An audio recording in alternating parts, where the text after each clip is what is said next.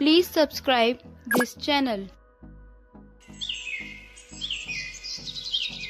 उर्मिला माधोपुर गांव में रहती थी।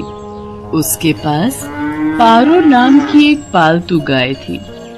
पारो उर्मिला के साथ पिछले कई सालों से है।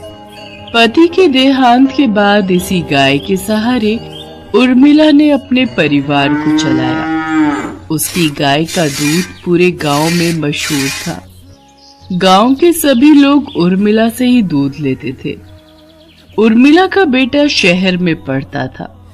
वहीं उसे पूनम नाम की एक लड़की से प्यार हो गया और उसने अपनी माँ को बिना बताए पूनम से मंदिर में शादी कर ली।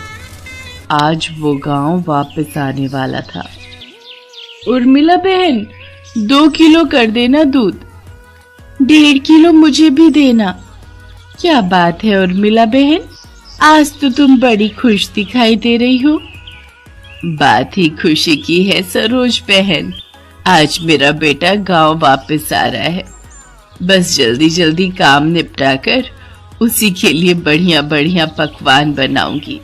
पता नहीं शहर में उसे क्या खाने को मिलता होगा और क्या नहीं। अच्छा तो ये बात है। चलो बहुत बढ़िया हुआ।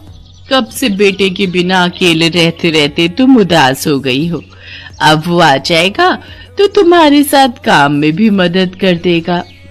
हाँ वो तो है। अरे आ रही हूँ पारो, तू क्यों आवाज लगा रही है? मैं जानती हूँ तू भी सूरज का नाम सुनकर बहुत खुश हो रही है। रुक, मैं अभी तुझे चारा डालती हूँ, फिर तो सूरज ही तुझे खिलाएगा। उर्मिला की गाय पारो अपनी आवाज में उससे बातें कर रही थी, मानो वो भी सूरज के आने की खुशी मना रही हो। शाम के समय सूरज आ जाता है, पर अपने बेटे के साथ बहू को देखकर उर्मिला को बहुत बुरा लगता है। माँ तुम नाराज मत हो, सब कुछ बहुत जल्दबाजी में हुआ। पूनम के पिताजी की तबीयत ठीक नहीं थी और वो चाहते थे कि हम ये शादी जल्दी से जल्दी कर लें, इसलिए मैं आपको बता ही नहीं पाया। पर अब मैं आपके साथ ही रहूंगा, आप चिंता मत करो। और माँ पूनम बहुत अच्छे स्वभाव की पढ़ी लिखी लड़की है, आप एक दूसरे को आसानी से समझ जाओगे। ठीक है, देखती हूँ वो मुझे कितना समझती है। गांव के रहन सहन और शहर के रहन सहन में बहुत फर्क है बेटा। उर्मिला की तरह पूनम घर के कामकाज नहीं कर पाती थी। उसे तो घर का कोई भी काम करना नहीं आता था। सूरज, तुमने मुझे कहाँ लाकर पटक दिया है? मुझसे ये घर के काम नहीं होते। हमें शहर वापस चलना चाहिए। उस गाय का गोबर साफ करो, उसे चारा डालो, उसे नहलाओ, घर की लीपा पोती करो। ये सब करके तो बदबू के मारे मेरा बुरा हाल हो रहा है। ऊपर से तुम्हारी माँ को माजी माजी का नाटक करते हुए लहसुन प्याज ही काटती रह जाऊंगी। कैसी बातें कर रही हो पूनम? यहाँ पर सारा कामकाज बना हुआ है। मैं तो यहाँ पर बढ़िया सी डेयरी खोलने की सोच रहा हूँ। दूध, घी, पनीर, दही और कुछ खास मिठाइयों की बहुत ही बढ़िया डेयरी खुल जाएगी। हमारी अच्छी खासी कमाई हो जाएगी।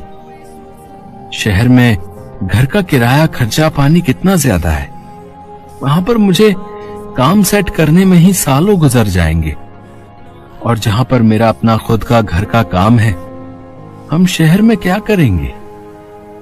तुम्हें पता भी है, हमारी गाय का दूध पूरे गांव में मशहूर है। सोचो हम कितना कमा लेंगे। और फिर हमारे यहाँ रहने से माँ को भी सहारा रहेगा। वो बेचारी अकेले काम नहीं संभाल पाती है। अच्छा तुम काम करो, मैं थोड़ी देर बाजार होकर आता हूँ। कह तो सूरज ठीक ही रहे हैं। शहर में काम करने के लिए पैसों की भी जरूरत होगी। यहाँ पर तो अपना मकान, अपना काम है और फिर हमें तो पैसे कमाने से मतलब है। कुछ सालों में अच्छे पैसे कमा लिए तो बाद में शहर जाकर बस जाएंगे। पर मुझे किसी भी तरह से सासू माँ से अलग होना है ताकि उस गाय पर मेरा कब्जा हो जाए। पता नहीं, माँ जी तो बहुत चालाक है, कितने पैसे अपने अंदर करके बैठी होंगी। पूनम को पता था कि सूरज गांव में ही काम बढ़ाने वाला है, इसलिए वो अलग होने के रास्ते ढूंढने लगी। सूरज, सुबह से काम कर करके मैं थक गई हूँ। मेरे आने के बाद माँ जी ने घर के सारे काम मेरे ही जिम्मे डाल दिए हैं। गाय को नहलाना, धुलाना, गोबर साफ करना, चारा डालना, सारी देखभाल तो मैं करती हूँ। और दूध बेचने के टाइम पर माँ जी गल्ला लेकर तखत पर खुद बैठ जाती हैं। ऐसे थोड़ी होता है। मैं अब और बर्दाश्त नहीं कर सकती। जब मैं इतना काम कर रही हूँ तो फिर मैं अलग ही रहूंगी। मुझे माँ जी के साथ नहीं रहना। और हाँ, उस गाय पर मेरा हक है। मुझे तो बस बंटवारा चाहिए, गाय का बंटवारा। पूनम इतनी जोर जोर से चिल्लाकर ये बात कह रही थी कि उसकी बात उर्मिला के साथ साथ पड़ोसियों ने भी सुन ली और सब वहां आ गए। बहू, बंटवारा, वो भी मेरी पारो का? मेरे जीते जी ऐसा कभी नहीं होगा। और तुम जानती ही क्या हो पारो के बारे में? उसे मैंने बहुत प्यार से पाला है, उसकी देखभाल की है। तुम मेरी पारो को एक दिन भी रख कर तो दिखाओ, वो तुम्हारे साथ एक दिन भी नहीं रहेगी।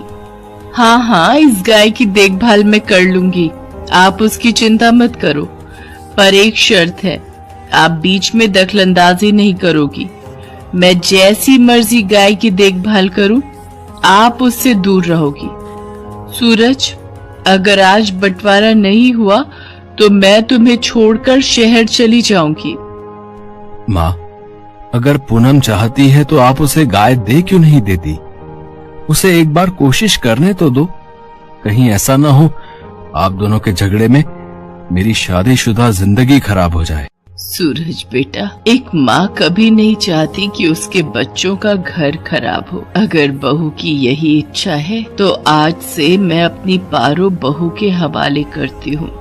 उर्मिला बहन, इतने सालों से हम देख रहे हैं पारो को तुमने बहुत लाड प्यार से पाला है। कहीं ऐसा न हो बंटवारे के चक्कर में एक निर्दोष जानवर परेशान हो जाए। सब गांव वाले भी क्या समझाते।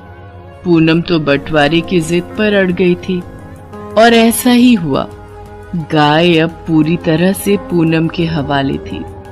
सूरज गांव में डेयरी खोलने की व्यवस्था के काम से शहर चला जाता है। पूनम तो आलसी थी।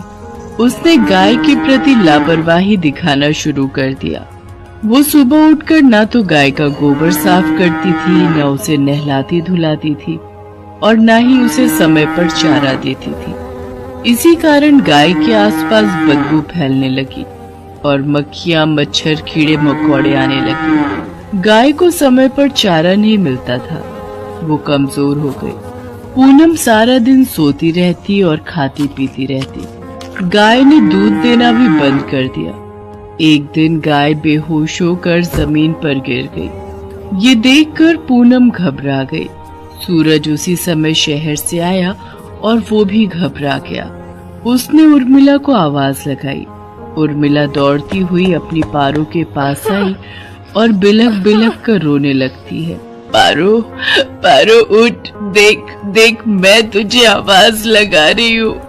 पूनम, पारो की देखभाल की जिम्मेदारी तुमने ली थी ना, फिर उसका ये हाल कैसे हो गया? मुझे माफ कर दो सूरज, गलती मेरी ही है। मेरे कारण पारो आज इस हालत में है। मैं सचमुच माँ जी की तरह पारो की देखभाल नहीं कर सकी। माँ जी, मुझे माफ कर दीजिए। उर्मिला दौड़कर चारे के पास जाती है और चारे को उठाकर पारो के आगे रखती है। पारो को उर्मिला के स्पर्श का एहसास होता है। वो थोड़ा सा हिलती है। ये देखकर सब खुश हो जाते हैं। उर्मिला अपने हाथों से पारो को चारा खिलाती है। पारो खुशी खुशी ढेर सारा चारा खा लेती है, मानो वो कब से उर्मिला के हाथों से ही चारा खाना चाह रही थी। पूनम को अपनी गलती का एहसास हो जाता है और वो उर्मिला से माफी मांगती है। कुछ दिनों में पारो फिर से ठीक हो जाती है। अब सूरज ने भी गांव में एक बड़ी डेयरी खोल ली थी। धीरे धीरे सब कुछ ठीक हो जाता है और दोनों सास बहू मिलकर पारो की देखभाल करने लगती है। पारो भी अब बहुत खुश थी। Please subscribe this channel.